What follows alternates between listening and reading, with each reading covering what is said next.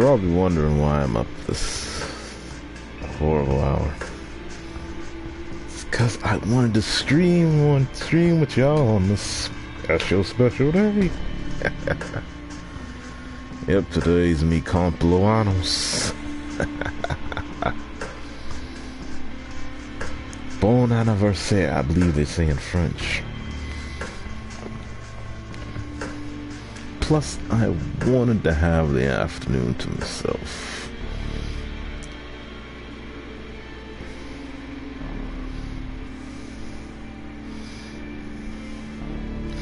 Yep, today we are playing Vampire the Masquerade.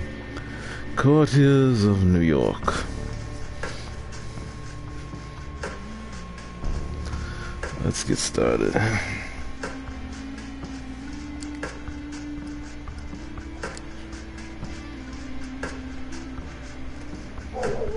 Let's see, who are we gonna be? But first, let's update our streaming info. Just a sec. Nah.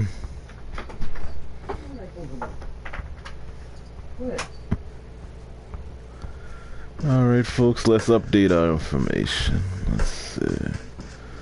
Alright.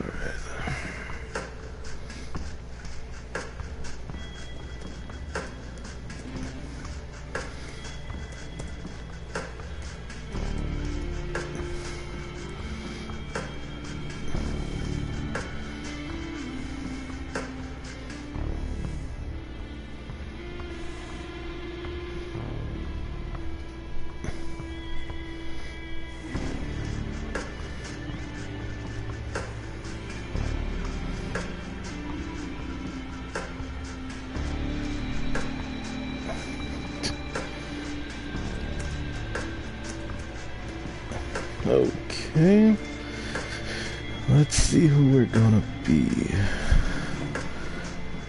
Let's see, the Bruja, the rebel against power and rage against authority.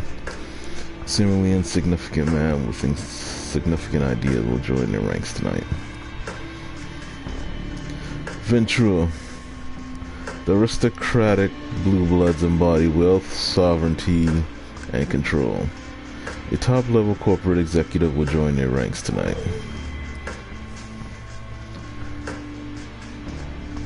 Toreador. The diva seeks thrills of art, romance, and cruelty amidst stagnant death. A tormented artist will join their ranks. No, we gotta go with Toreador, right?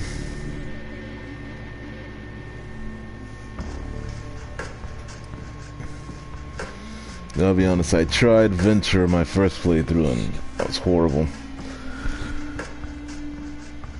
She's so picky about the blood she drinks. And if you don't have any blood, you start going crazy. So yeah, we'll go with Toreador.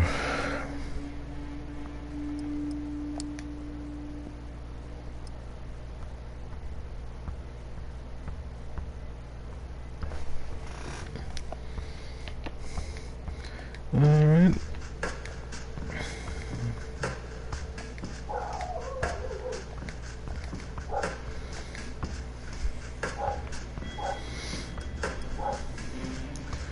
And let's get started.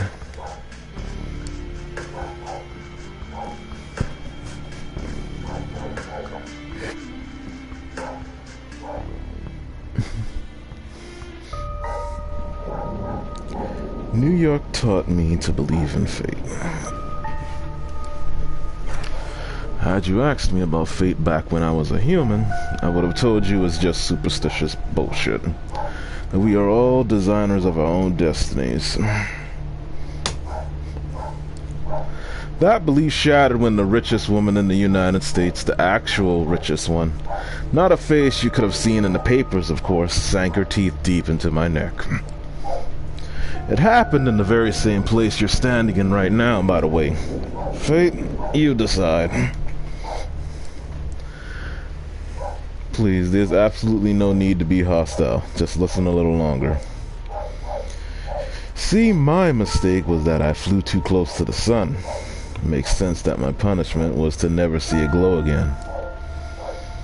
I was incandescent myself. I was hot shit. I had it all. Money, looks, confidence, connection, men, woman, a career, and a spark in my eye, the one you need to be born with. That's when someone far more powerful than me saw my radiance and thought, that won't do. She robbed me of the light erupting from within and gave me a subtle, enduring gleam in its place. She decided that would fit me much better. She was a 9th generation kindred just like you, an apex predator. She probably enjoyed teaching me the peak of human excellence, my real place in the food chain. Such an eyesore when you look at some loudmouth braggart and see them all for all they are, really. The temptation to teach them a lesson can be unbearable, right? Well, my sire's lesson was a lesson about fate. A message saying you're eternally doomed to be at the mercy of your sovereigns. Almost drove me to destroy myself. What saved me was the ability to reinterpret her teachings. Hers wasn't a message of doom, it was a message of hope. Fate exists. One can shape it even if given the right tool. My sire didn't believe my tools were fitting for the job. She considered them toys and me just an amusing subject. Well, she's deader than dead now, and I'm still here, standing right where she stood when we first met.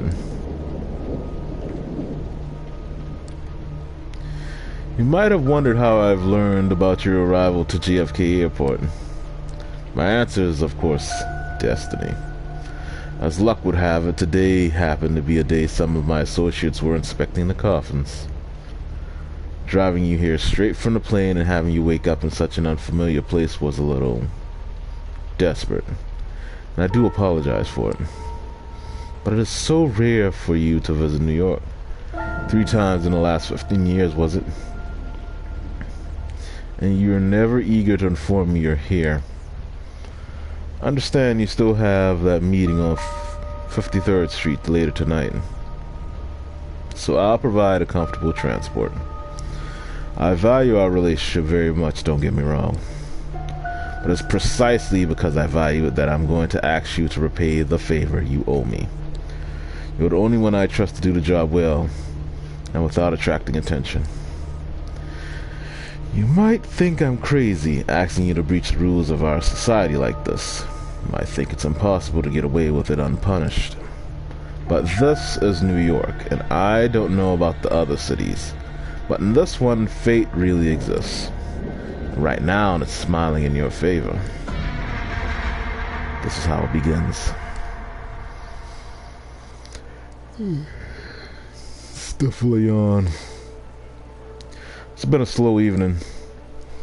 The little bit of red liquid left in your glass and the crumbs on the plate remind you that, if nothing else, these arts exhibitions at least come with some decent wine and legit catering.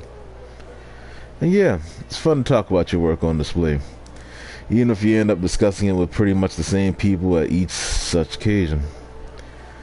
You've already met the one critic who keeps telling you, with self-assured authority, how you should pursue a different artistic venture.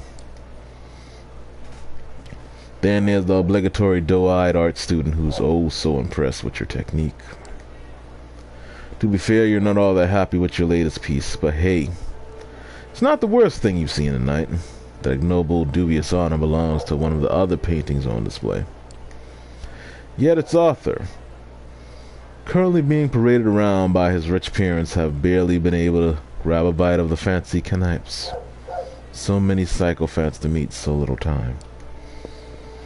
For a moment you think that maybe it's not worth it. Maybe you should take the critic's advice, cut your losses, sell out to some corporation and get it over with.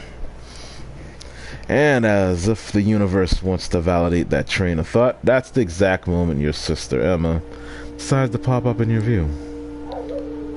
So let me get this straight. Cushy corporate jobs are selling out by supporting a billionaire's vanity project is totally fine with you? Hi, Em. You absolutely despise her as an artist. While you're struggling to uphold some nebulous ideas of what art is meant to be, she's perfecting her way of mooching off the system, shamelessly preying on little-known street art and niche internet memes. She repackages them as bourgeoisie-friendly collages. But perhaps no wonder the NYT has recently dubbed her a mind-blowing explorer of digital art's extreme possibilities. But in spite of that, you absolutely love her as a person, even as you welcome her by smacking the back of her head, a gesture meant to convey nothing but deep affection. No, but seriously, supporting young artists, my ass. I don't know what kind of money you got for this piece, but I doubt it was even a fraction of what it's going to be worth in tax benefits. The gallery owner actually said that if he had to choose his most valuable audience, it would be the IRS, and I'm pretty sure he was only half kidding. You mumble a non-answer, then segue into a different subject, trying to preemptively quell her repeated offers to get you a steady job. Of course, she proves as insistent as ever. You know, sometimes I just don't get you.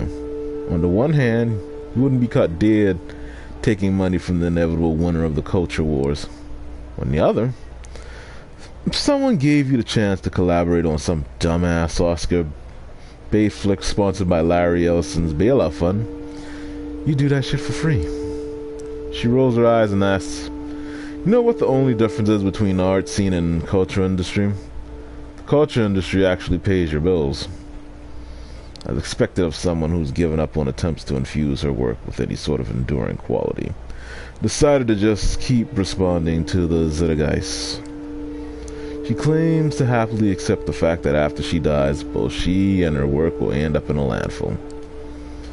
When you respond that you prefer chasing a 1 in a million chance to immortalize yourself, she claims it reeks of an overinflated ego. But you've been down this road too many times before.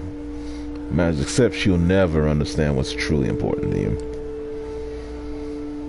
Slowly but surely, you move on to more agreeable topics. Your plans to finally get hammered together, or the most recent crop of garbage Netflix shows your friends have tricked you into watching.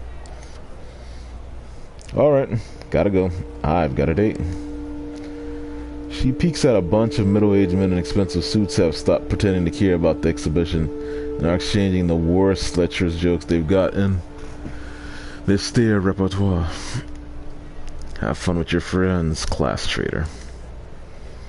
She gives you a hug and heads for a nearby elevator. There goes the pleasant part of the evening. Still, you decide to delay the inevitable and catch a quick smoke break.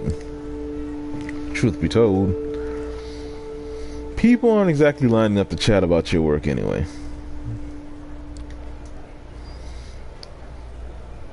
As you leave your post, you start tapping your pockets in search of a lighter. Instead, you find a $100 bill you've absolutely sure wasn't there before.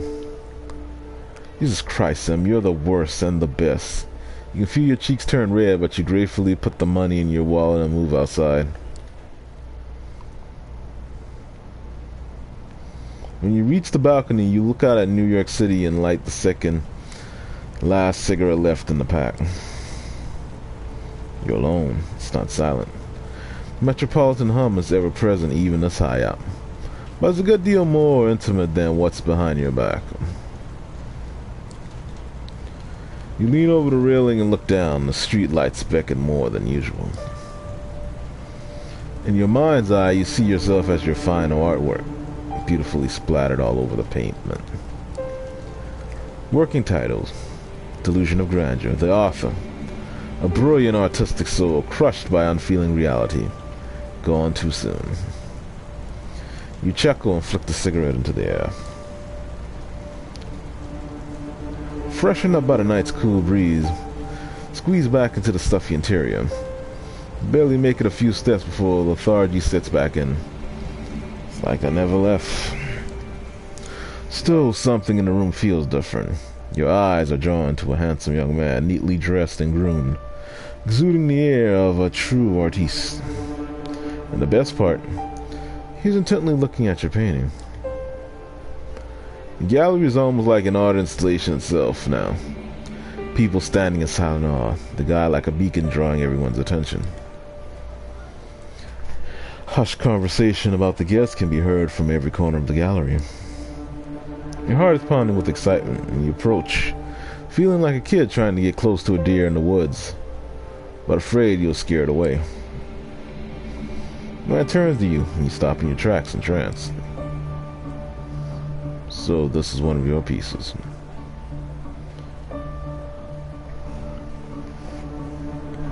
You manage to mumble an affirmation. Tell me about it, please. As you start discussing your inspiration, technique, and process, the man's eyes lock on the painting again. He keeps interjecting, making knowing remarks. This guy gets it. He really gets it. The world around you disappears. You say anything, do anything to keep his attention on you, but you realize you don't need to. He's into your heart. He's into you. I want to buy it, and I want your company. I need to talk to you. You'll like what I have to say. Spoken matter-of-factly, served straight up, like he knows that you won't refuse, that you can't refuse.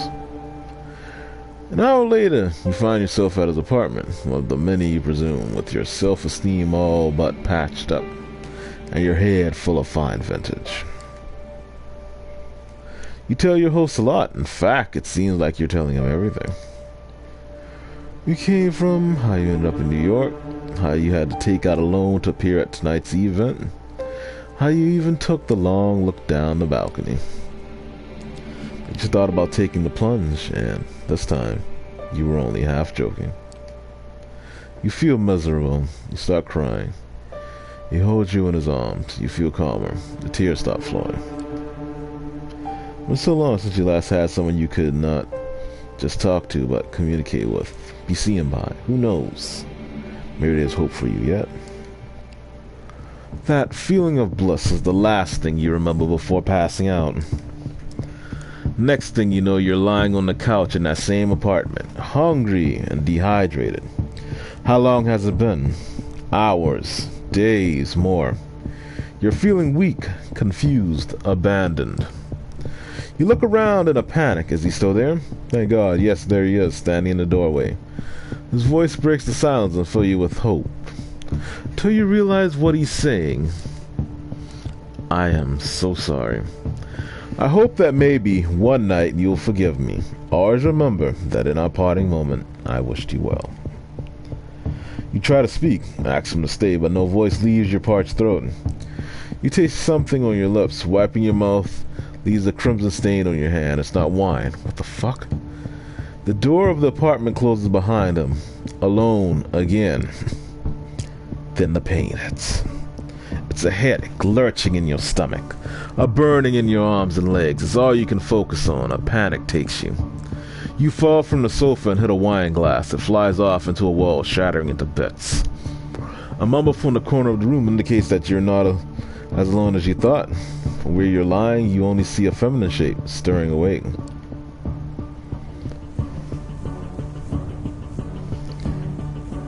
You crawl towards the woman, inch by inch. The pain turns into an urge. You need to get close to her. You begin to see the details.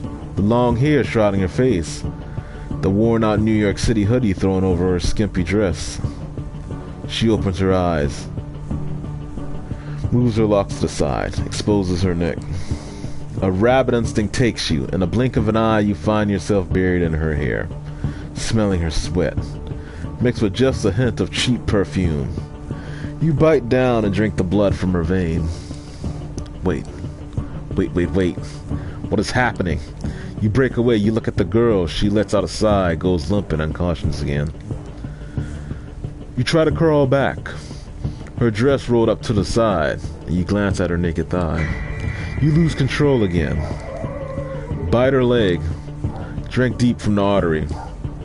It's intoxicating. It's bliss like you've never known before. It's beautiful.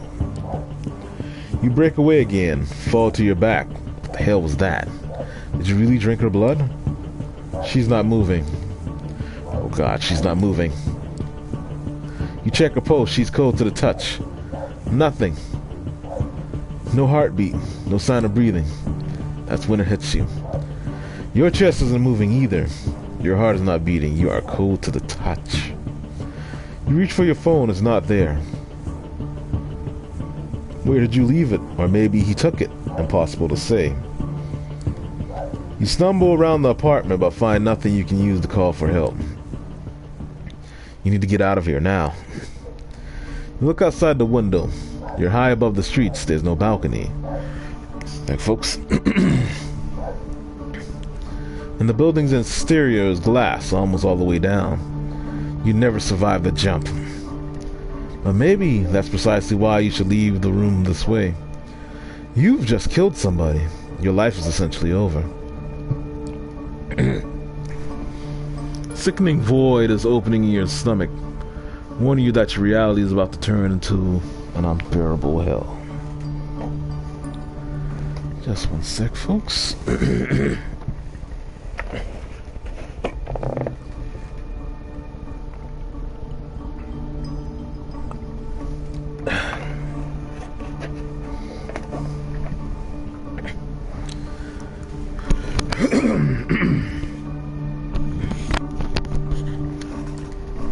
A voice in the back of your head tells you that the smartest course of action is to take the leap before it does. The more you argue with it, the more reasonable it sounds.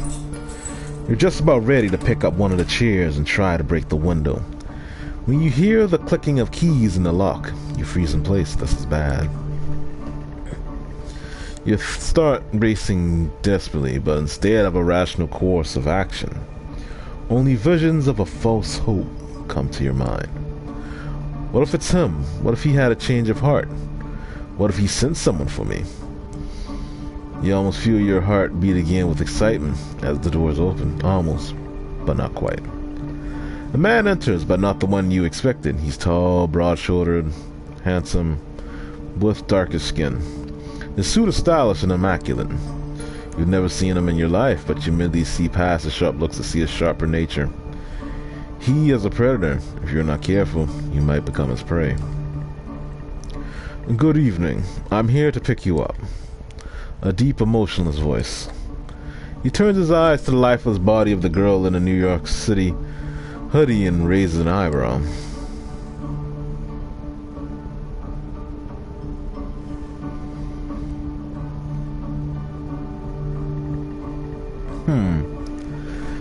Well, this is some interesting choices. Let's see.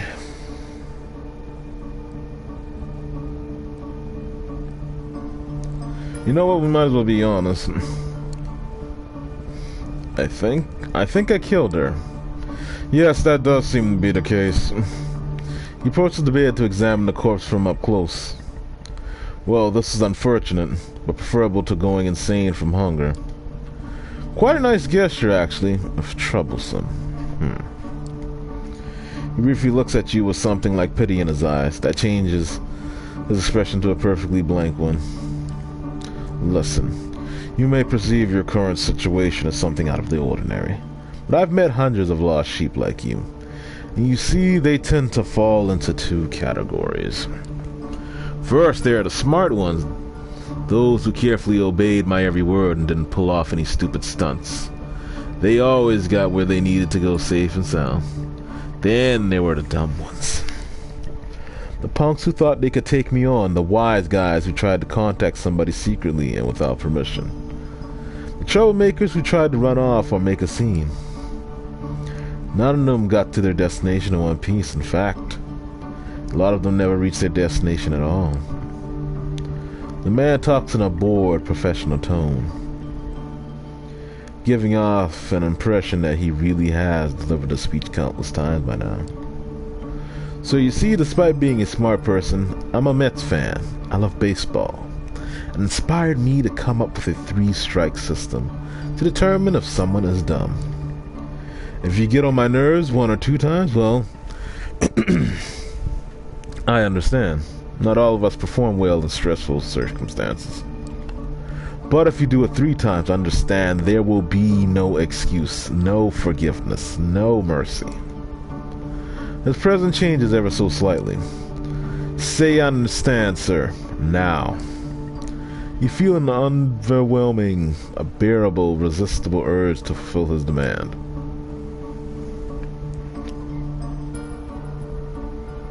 I understand, sir. Excellent. Alright, have you got anyone you'd like to inform about your current situation and tell them you're alright? He flashes his fangs briefly as he talks, and for some reason, the sight causes a chill to run down your spine. Something's wrong with him. Someone closest to you? Emma, my sister. She probably having a night out in Brooklyn with her artiste friends. Can I call her now? You take out your phone while asking the question. It was in your pocket all along. Must have been a panic talking before. He shakes his head and points at the hooded corpse next to him. If you want to implicate her, go ahead. Think we'd all be better off if you let me make sure that she only knows what she needs to know. Yeah, agreed. Give me your phone number. I'll have someone get in touch with her. You oblige and hand him the smartphone so he can copy the number from your list of contacts. Thank you. This will be useful in illustrating my next point. Instead of giving you back your phone, the man hides it in his pocket. From this night onwards, you are a subject to different laws than the ones you grew up with. You will be watched by many eyes to ensure these laws are respected. You are forbidden from letting anybody you know you're still alive. You are forbidden from showing your face anywhere they know you. If anyone comes to search for you, it's over. Both for you and them. He interrupts his monotone recitation to stare deep into your eyes. So, if you don't want someone to find your poor sister's body in the Hudson River next week, cooperate. Sight of his fangs again and another physical fight or flight response. You played right into his hands, putting him in danger. I can only hope that you care for her enough not to do anything selfish. By now you're absolutely sure he's toying with you, provoking you just to feed on your reactions. He hasn't told you where you're going yet, but he's already made it abundantly clear. A lot of people struggled hard to avoid getting there. You'd be far more eager to cooperate if he never raised the subject, but he made it a point to make you fear the unknown. He's pushing you, but to what end? Does he want to intimidate you into complete submission? Is he hoping you'd give him an excuse to get rid of you? Or maybe he's testing you, forcing you to show what you're made of. Somehow he makes all these options seem plausible at once. Alright, I think that's enough lecture for today. He takes a glance at a silver watch. It's a Patek Philippe, the kind of brand mere mortals never see outside of luxury lifestyle magazines. Just who are you dealing with?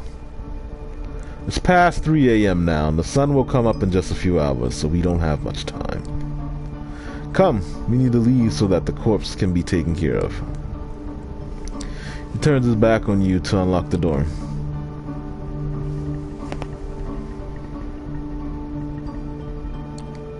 Okay. You obediently follow him out of the room. Before he locks it again, you manage to take a final glimpse of the corpse. You feel a pang of conscience, but not because of your victim's horrible fate. It's because you don't feel guilty, even though you know you should. Something important inside of you that was still there yesterday has definitely died tonight. You wonder if you'd even recognize yourself in the mirror. The stranger shows you the elevator. You go to the ground floor. During an awkward ride, your dazed and confused mind desperately searches for a glimmer of hope, and eventually come across one. Maybe you'll find the man you met earlier that night.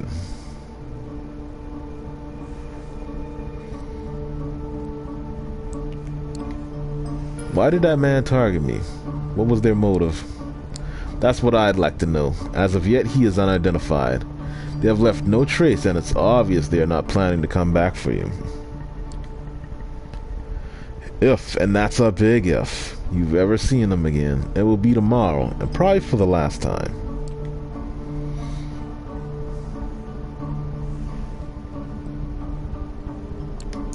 What do you mean for the last time? His face is inscrutable. I said what I said. All I can add for now is tomorrow is a big night for you. The elevator doors open to an empty hall. You walk outside, past the night guard's post, which is empty. The cold night air reminds you of the balcony just a few hours ago. The man motioned to a black Cadillac Escalade. Take a seat in the back, please. You get inside. The man closes the door behind you. You hear a click as it locks. The Cadillac is almost entirely dark. The side windows seem light-proof. The man gets into the driver's seat, starts the engine, and drives away without comment.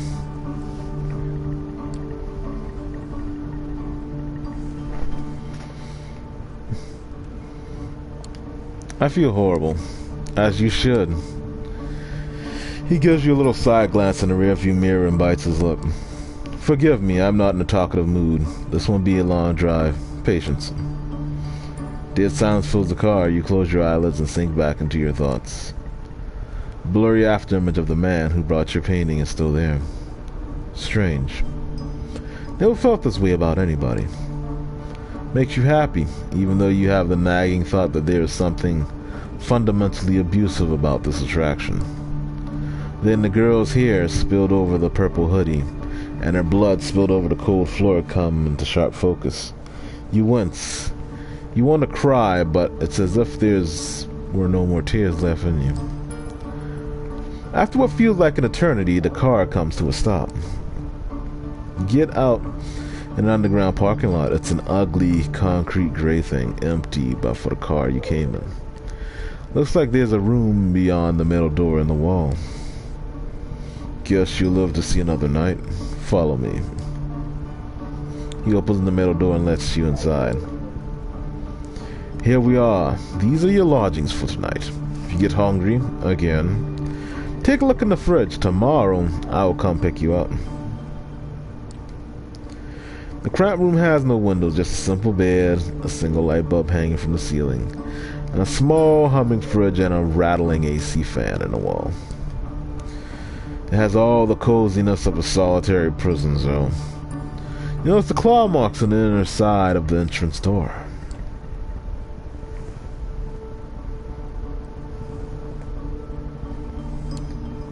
I can't feel myself breathing. I can't sense my heartbeat. I need to go to a hospital, man. You're gonna be fine. Listen. Normally I'd lose my nerve right about now and things would get nasty, but I get it. You're scared. You don't understand what's happening. Trust me, you will learn more tomorrow, but now I need you to rest, and you need you to rest. He gestures inside the room. Finding no more willpower to resist, you step inside. The stranger nods contently. Good night. He locks the door behind you. It looks very secure and sturdy. You open the fridge. There's a single plastic bag there filled with a red liquid, unlabeled. Tomato soup? You feel sick to your stomach. Best leave for now. You lie down on the bed. It's a simple mattress on a metal frame. Kind of grimy and damp. Seeing it makes you grimace, but you're just too tired not to lie down. Your entire body hurts. A dull feeling that makes you feel heavy. You feel vulnerable and lonely. Usually when that happens, you turn your attention to painting just to not think about the alternative. Your family upbringing left you with no skills but artistic talent. Creating art used to be something of an unpleasant duty. Somewhere along the line, though, it became the only weapon you had to fight with existential despair. Some of your best work was created in lieu of impotently crying in bed. Hell, you're pretty sure a few of those pieces had your tears mixed in with the paint. Like the painting that led your whole night to thus. You look back at your life, and it starts looking like a downward spiral. You are so tired. Your entire body tenses up. Before you know it, you drift away into oblivion. You wake up. That in itself is a surprise. You barely remember when you drifted off. It didn't feel quite like sleep, more like plummeting into an endless void. You imagine that's how death feels like. The room is unchanged. The lamp is still on. The AC is still rattling. And the fridge is still humming. You take a look at your watch. It's almost 9 p.m. You slept for 17 hours straight. Maybe you died. Your breath is gone. and you feel no thumping in your chest. Does that qualify as dead if you're still conscious? You're not sure about that, but you are certain about one thing. You are hungry. It's not your stomach rumbling, though. It's a need that starts somewhere in your abdomen and spreads to your chest, throat, and back of the head. You open the fridge. The bag is still there. You take a closer look at it. If it's the soup, then its color, texture are off. You pull the cork out, take a whiff. You recognize the smell immediately. Holy shit. There's no mistaking it. It's bag blood. The smell is faint.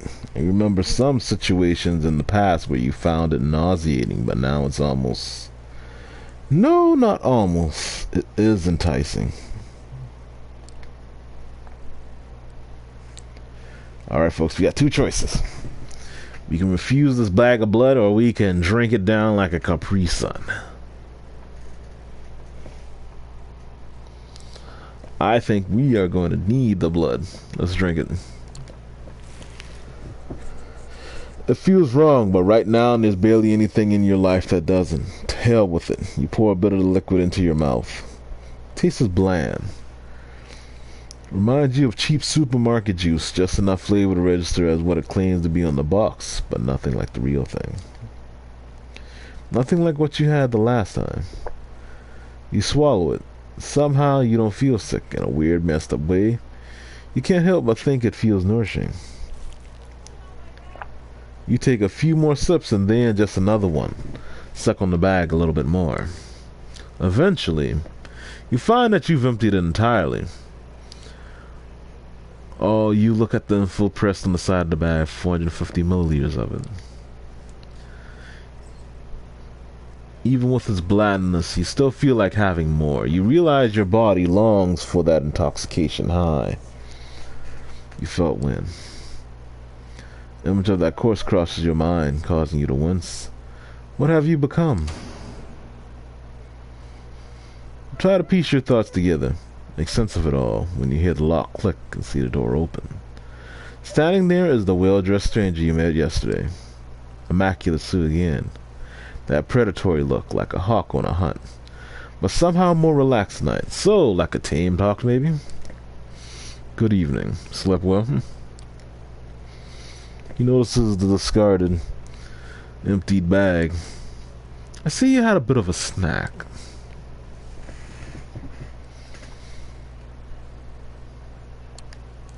Am I still a human being? Luckily, one does not typically share their entire humanity in 2 nights. You should be fine. Come on, we've got places to be. The car humming in the empty parking lot just outside the door of the cramped room you have spent the day in. The man motions to it politely, but with a stern look on his face.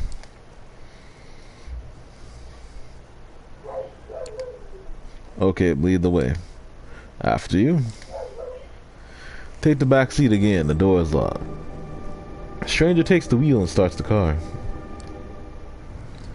Driving silence for a while. From time to time, you keep trying to catch glimpses of familiar streets or landmarks through the blackened window, but it's of little use. The car is also soundproof, so all you can hear is a bit of traffic humming in the car's engine. The driver doesn't say anything and seems focused on the road.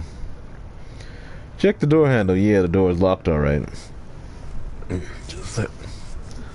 The piece of dark glass separating you and the front of the car looks sturdy too. There's nothing left to do but wait. You didn't have time to think about it before, but you realize now that you're hungry? No, not exactly. It's not a rumbling stomach that grabs your attention.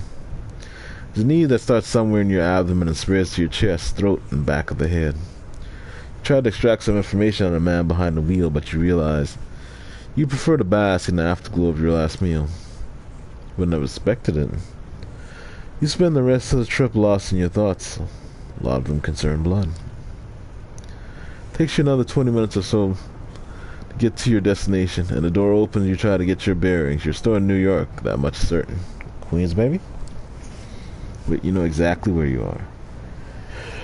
Ooh, just a sec, folks. I'm sorry. The nice-looking 2-story building has a logo you immediately recognize. The art hole, an avant-garde gallery. Used to hold that collection of bag, viscera, and body parts by... You can't quite remember the guy's name. He's Brazilian, you think. Fabio something or other?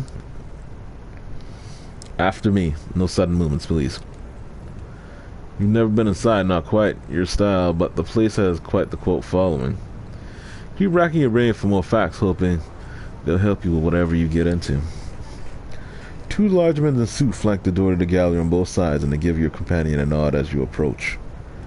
Prompted by the stranger who guides you, you walk inside. The gallery, full of which is unusual at an hour, to say the least. About 24 faces fill the showroom, and a number of waiters navigate the gathering, serving drinks. All of them are beneath the guests' attention.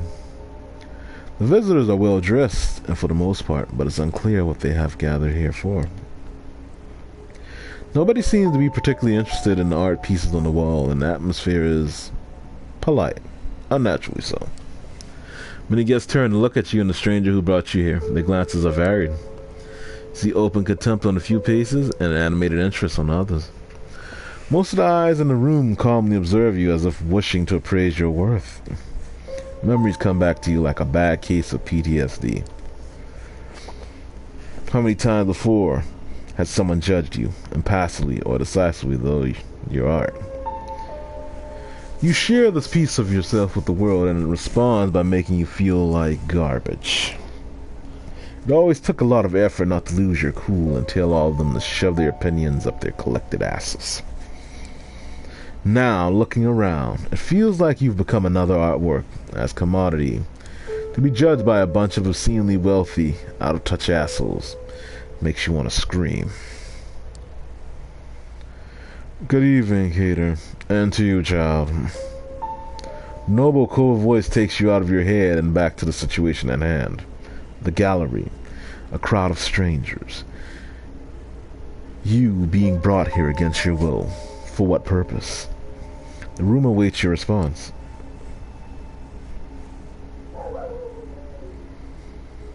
Good evening, miss. You are addressing the Prince of New York City, Helene Panhard, child of Makea. Thank you, my chef, but I am capable of introducing myself. She is somewhat plain-looking and doesn't seem to possess a great deal of charm, but still the entire room is intently focused on her voice. She has influence over these people, that much is certain. You may address me as Prince, child. I realize your introduction into unlife was abrupt, and I understand your sire left shortly after. The rules of our society dictate I punish you both for this transgression. A murmur of agreement, maybe, can be heard from the gathered audience. But I am willing to listen to what our loyal sheriff has to say about the circumstances of your embrace first.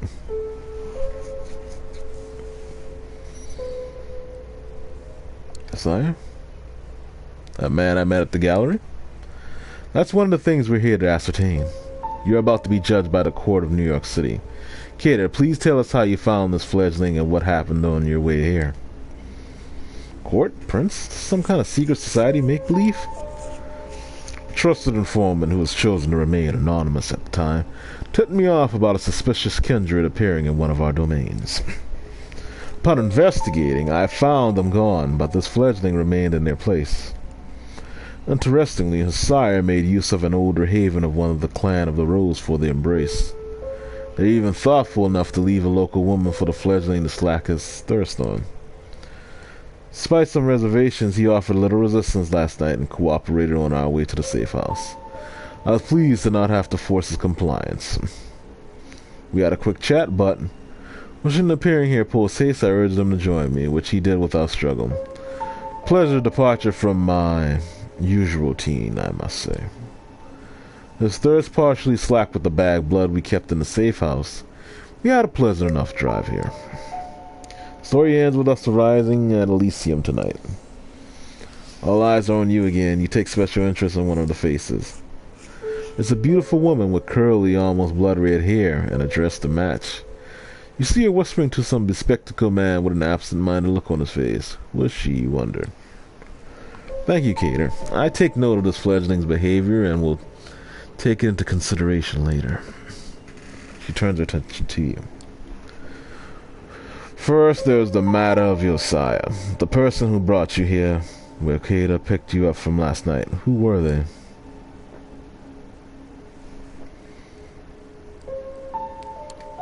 He was beautiful, charismatic, charming, dark hair, a sort of artistic mess.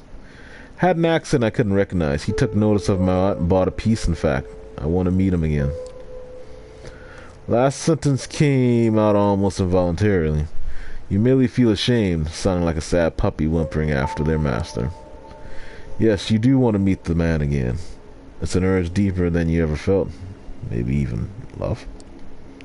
No, that's idiotic. He never even introduced himself to you. He used you. That asshole just plain used you. For what? Well, Cater, does that sound familiar? No, it doesn't. Not. Or at least not familiar enough. I'll continue to search after we're done here. He bought my painting. You can track him. The guy, he bought my painting at the gallery. Didn't pay in cash, I think. Maybe you can track him that way? Oh, did your outlook on him change all of a sudden? He smirks, seemingly enjoying your misery. Personal jabs aside, thank you for the observation. I will investigate this later.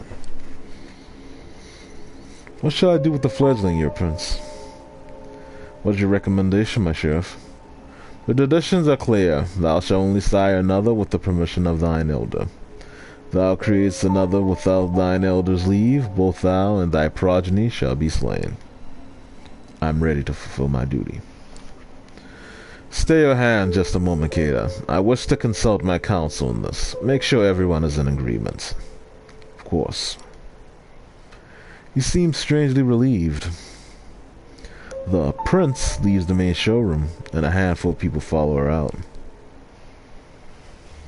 You're about to ask this Cater what all that talk of traditions and councils was, when the red-haired woman approaches the two of you. Sophie. Sheriff, I was wondering if I could have a word with the fledgling. What for? She lowers her voice and responds, Come now, Cater. We all know what the verdict is going to be. Let me speak to them. You might not have to stain your hands tonight after all. Her words grab his attention. His face is hard to read. It's like several emotions are struggling for domination. Anger, sadness, hope, gratitude, resolve. I'll go get my sword. He steps out the room the way you came, and you are left in the showroom with the woman in the red dress. She takes you aside, and the eyes of the remaining guests follow you.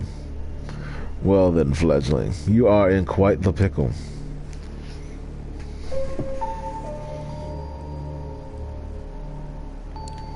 Wait, did I hear that right? What did he say about a sword? Your hearing isn't faulty. We only have a short while before the prince hears her counsel out and Cater returns here with his blade. So listen, please. Last night you became a vampire. Wait, what? Oh yes. I am well aware of how ridiculous that sounds. It's the reason why we have these nicer words for it. Kindred, being, embraced, having a sire. The fact remains. The beings called vampires, you're looking at them. They're us. She glances around. Some of the guests are still occasionally looking at you, commenting on you in hushed tones. Many of the patrons are pale. Really pale. Most holding glasses of wine. No, that's not right. Not wine. It's not the right thickness, and not the right color either. You're trying to come up with something sensible to say, but you're drawing a blank. Makes a morbid kind of sense. You drank blood last night, there's no denying it. Your breathing has not returned. Your heart remains still. A vampire. Two voices in your head stop battling for supremacy. One of them slowly begins to put everything that happened since yesterday together, coming to a conclusion that no matter how insane it might seem, nothing but what she's saying makes sense. The other voice just keeps saying, what the fuck? What the fuck? On repeat. You're surprised. This is often how it plays out by design. Cater deliberately keeping you in the dark and all. If you do nothing, you will be cut down as sure as day night falls. But I'm here to offer you a chance, a way out, under one condition. I will take you under my wing. If you're lucky, the prince will be in a good mood tonight, and your deference to Cater will work in your favor. She might agree to this, but only if you swear fealty to me. I'm not making this offer lightly. As your patron, I will take responsibility for you. Your actions will reflect on me. If they reflect negative, well, I will make sure you face the consequences.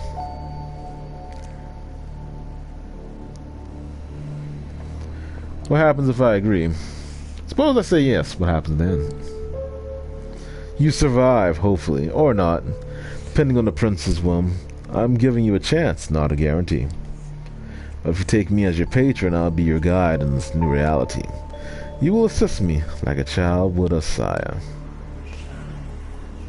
Steps and hushed voices can be heard from the side room. It seems the prince and her council are returning to the showroom. Cater appears from downstairs as well. Starts walking towards you. When you hear the verdict, ask to be spared. I will intervene. Remember my condition.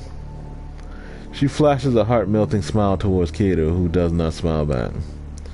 The sheriff's immaculate suit is now complemented by a curved, oriental-looking metal scabbard, fastened with a colorful sash around his waist. Would look vaguely ridiculous if it wasn't surprisingly intimidating first and foremost. Cater takes his place next to you and observes as the prince takes center stage again. Loyal kindred of New York City, Camarilla, gathered here tonight. I have made my decision regarding this fledgling. She briefly addresses you. I want you to know that this was not an easy decision to make. For your part, you have not done anything to earn our her. I do feel a genuine sorrow for what must be done.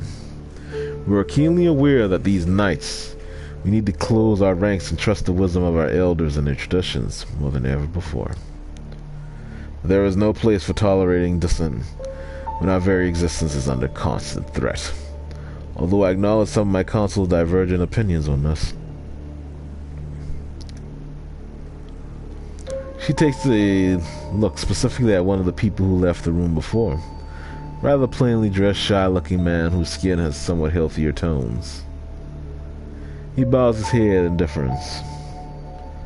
I hold the final authority over this fledgling's fate, and I declare that while their embrace might be a sire's responsibility, in their absence, it is their progeny that must be punished.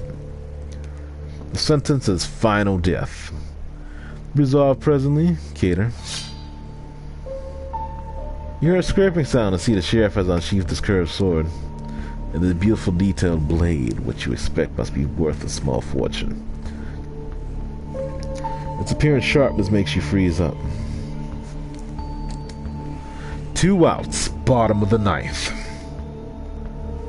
The quiet mumble is audible to nobody but you. As his eyes meet yours, you know just a hint of sadness in his countenance. One that quickly vanishes to give way to grim determination. And he's out to bat. You will not get another chance to speak up.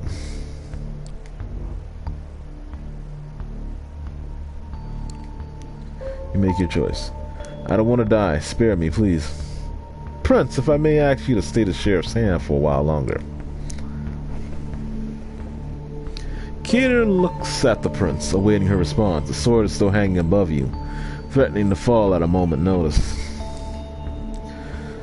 Something you'd like to say, Miss Langley? Yes, if I may. At first, the prince looks somewhat annoyed at the distraction. He stays quiet for a while, measuring the mood in the room. The board elites suddenly look at you with aroused interest. Some of them dismayed at not seeing the bloodshed, but all intrigued by the unexpected twists. Prince nods. Well, let's hear it. Sophie takes a few steps forward, all eyes on her now. Cater's heavy hand on your shoulder makes it clear you won't take advantage of this distraction. My prince, while the traditions are clear, I believe that the proper context should be observed in addition to the letter of our laws. This fledgling is a burden, but with proper guidance, they could become an asset to our domain. Am I understand you are volunteering to take this sightless child under your protection? Yes, I happen to think that might hold a potential that would be unfortunate to waste. I do expect their full cooperation, of course. Well, she's gonna be here again, and then Crujo's voice or two. And hush, just behead the fucker. Some suppressed exclamations of surprise. Silence. I ask all of you to make a note of this moment. I might be persuaded to bend one tradition in this child's favor, but another will have to be enforced even more firmly in its stead. Till thy progeny shall be released, thou shalt command them in all things. Their sins are thine to endure. Are you certain that's a responsibility you wish to shoulder, Miss Langley?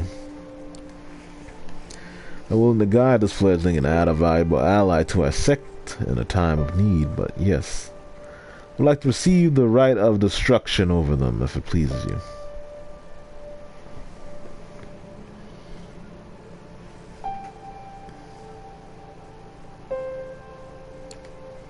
I'm worthy keeping alive, Prince. Give me a chance to prove myself. That remains to be seen. I do take note of your tenacity. See that it doesn't become a burden. As I grant what you ask, let it be known, Sophie Langley of the Clan of the Rose will become this fledgling's patron. They shall be considered sire and child. Miss Langley will take full responsibility for them. I grant her the right of destruction, if she sees fit to use it. Let my intentions be clear, however. If I am to turn a blind eye to one of our most important traditions on the occasion, I expect to be beneficial to the Camarilla, substantially so. I hope you find the verdict satisfactory, Miss Langley. Of course, Prince, thank you. Very well. She turns to you. What is your name, child?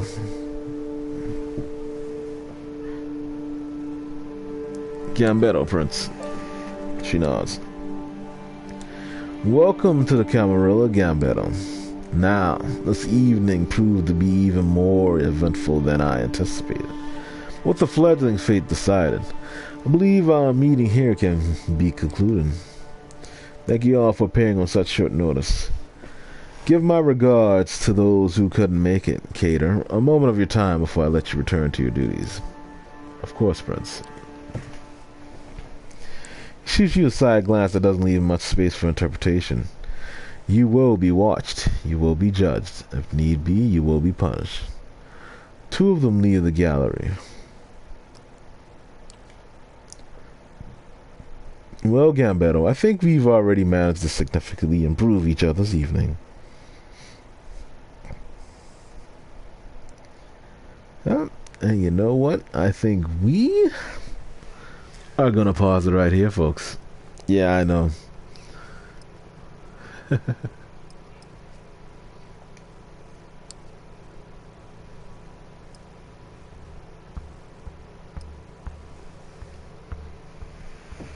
Alright, guys, that was our Vampire the Masquerade Courtiers of a morning playthrough. Anyway, I hope you enjoyed. Honestly, I really love visual novels, but I plan on holding off on doing certain ones for a while. I might come back to this one. Oof, but I need to make sure I have a drink with me. Your boy's parched. Alright, folks. But yeah, this is our morning stream, so I won't be back tonight. We'll be back tomorrow with more Resident Evil 7. Then we'll have our random stream Friday. Anyway, I hope you enjoyed, and I will talk to all of you later.